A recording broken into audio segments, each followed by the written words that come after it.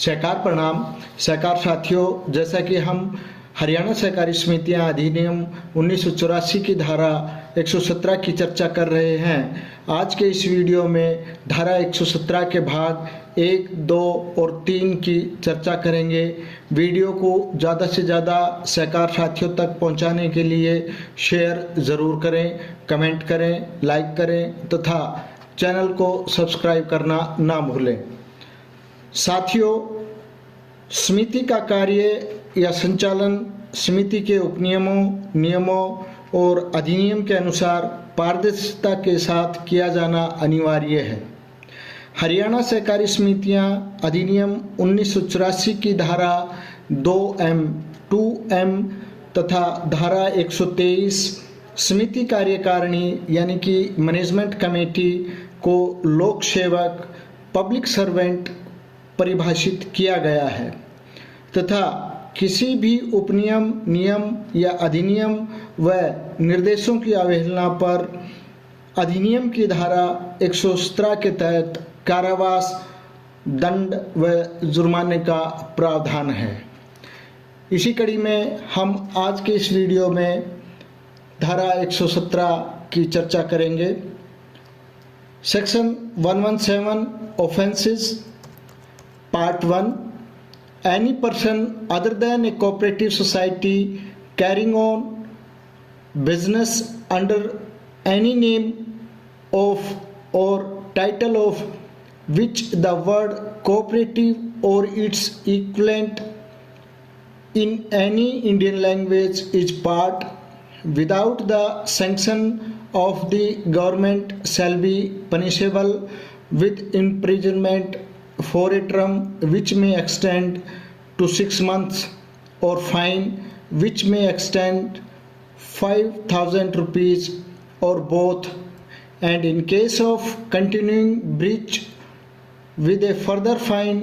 which may extend to 500 rupees for every day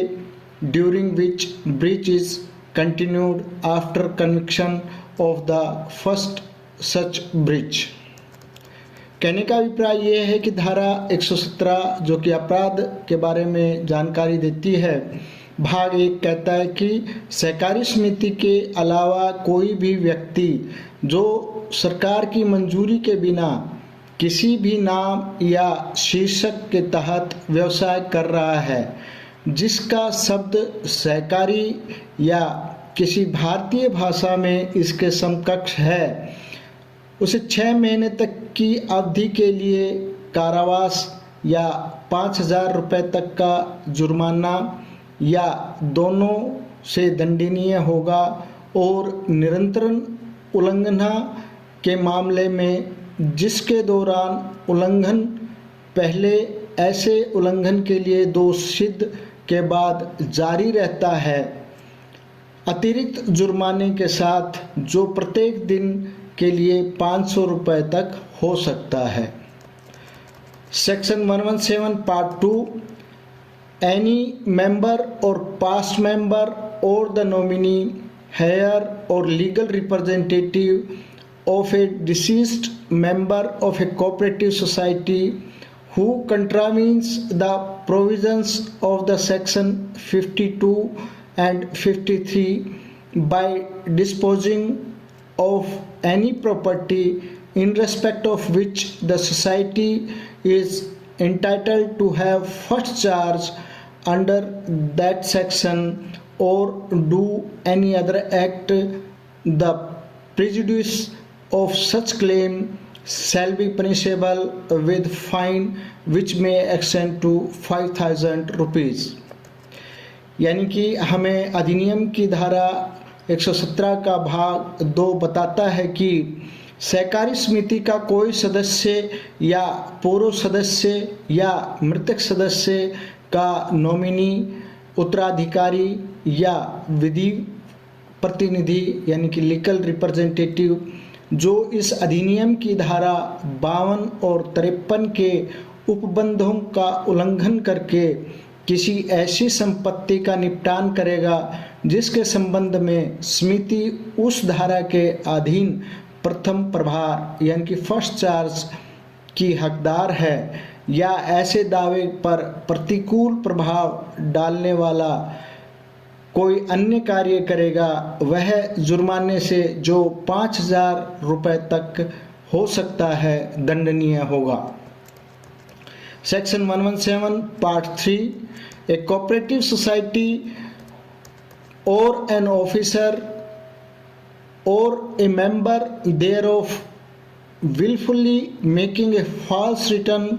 or furnishing false information, or any person willfully or without any reasonable excuse disobeying any summons, requisitions or lawful written orders issued under the provisions of this act, or willfully not furnishing any information required from him by a person authorized in this behalf under the provisions of this act, shall be punishable with a fine which may extend to 10,000 rupees। यानी कि धारा 117 का भाग 3 हमें बताता है कि कोई सहकारी समिति या उसका कोई पदाधिकारी या सदस्य जानबूझकर झूठी विवरणी या जानकारी देगा या मिथ्या सूचना देगा, या कोई व्यक्ति जानबूझकर या बिना किसी उचित कारण के इस अधिनियम के उपबंधों के अधीन जारी किए गए किसी सम्मन, मांग पत्र या विधि पूर्वक लिखित आदेश की अवज्ञा करेगा, या इस अधिनियम के उपबंधों के अधीन इस निमित्त प्राधिकृत किसी व्यक्ति द्वारा उससे अपेक्षित कोई सूचना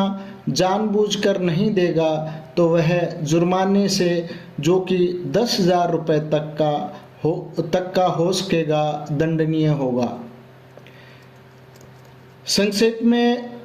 हम कहना चाहेंगे कि धारा 117 का जो प्रावधान है वो बताता है कि सहकारी नाम का अनुचित प्रयोग, यदि कोई व्यक्ति सहकारी समिति के अलावा बिना सरकार की अनुमति अपने व्यवसाय में सहकारी शब्द या किसी इससे संबंधित किसी भी भारतीय भाषा के समकक्ष का प्रयोग करता है, तो उसे 6 महीने तक की कैद, 5,000 रुपये तक का जुर्माना या दोनों हो सकते हैं। लगातार उल्लंघन करने पर प्रतिदिन 500 रुपये तक का अतिरिक्त जुर्माना भी लग सकता है। दूसरा है संपत्ति का अनुचित निपटान। कोई सदस्य, पूर्व सदस्य या मृत सदस्य का नामित उत्तराधिकारी यदि धारा 52 और 53 के प्रावधानों का उल्लंघन करते हुए उस संपत्ति का निपटान करता है जिस पर समिति का प्रथम प्रभार यानी कि फर्स्ट चार्ज है, तो उसे 5,000 रुपये तक का जुर्माना हो सकता है। नंबर 3 है इसमें झूठी जानकारी और आदेश की उल्लंघना करना। कोई समिति पदाधिकारी या सदस्य यदि जानबूझकर झूठा विवरण, सूचना, बयान, जानकारी देता है और आदेशों की अवज्ञा करता है या मांगी गई सूचना नहीं देता है, तो उसे 10,000 रुपये तक का जुर्माना हो सकता है। साथियों, आगे हम हरियाणा सहकारी समितियां अधिनियम 1984 की धारा 117 पर चर्चा जारी रखेंगे। आप हमसे जुड़े रहें, वीडियो को ज़्यादा से ज़्यादा शेयर करें, लाइक करें तथा सहकारिता की जानकारी प्राप्त करने के लिए चैनल को सब्सक्राइब जरूर करें। धन्यवाद। जय हिंद, जय सहकार।